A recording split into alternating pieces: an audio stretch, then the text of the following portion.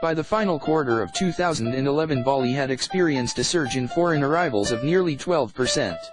Bali is an island offering anything we want to make of it. There are so many things to do and acquaintances to be made.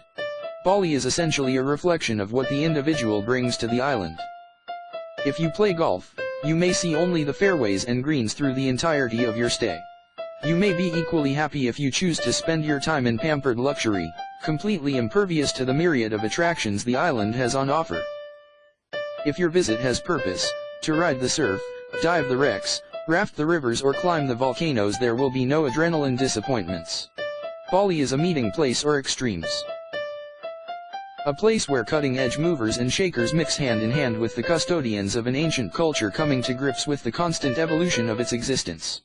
Life in modern-day Bali is about finding the balance between these two vastly different worlds. The Bali that so many of us have come to love began in the rice fields many centuries ago. From such simple origins come very elaborate family and community structures. This is critical to understand in order to better understand the island and its people. The guaranteed outcome of such comprehension is a greater love for Bali and her people. To the Balinese, nothing stands of more value than the family. The very old and the very young are cradled and spoiled in Balinese culture. The first thing a little girl is taught at school is how to make a broom from the wisps of coconut ferns. This is just one example of how important the simple aspects of life are to the Balinese people. Bali's fame and occasional notoriety has often been of a scale much larger than its own physical size. More than 2,000 years ago, Bali flourished as a major player during the Bronze Age. Perhaps the island's most unrecognized accomplishment is the carving of an intricate layout of tumbling rice terraces from an overgrown tropical jungle.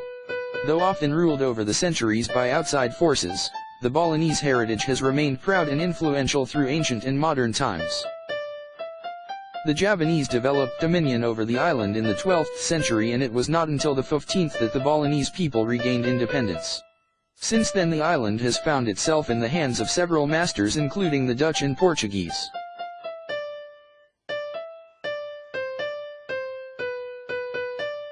By the early 1990s, Bali was center of the international tourism stage.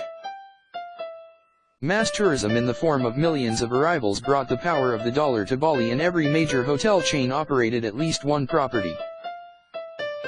Bali was responsible for the development of a new breed of luxury tropical resorts inspired by Sanur's Tanjung Sari Hotel. Subsequent developments akin to the Tanjung soon appeared, including the Amandari and Four Seasons resorts, which both held the title of world's best resort. Bali was setting a new international standard for luxury accommodation and service, something that has continued to this very day. Modern-day Bali is a destination for discerning and everyday travelers. Catering for the needs of all, the island is and will remain for years to come one of the premier holiday destinations on Earth.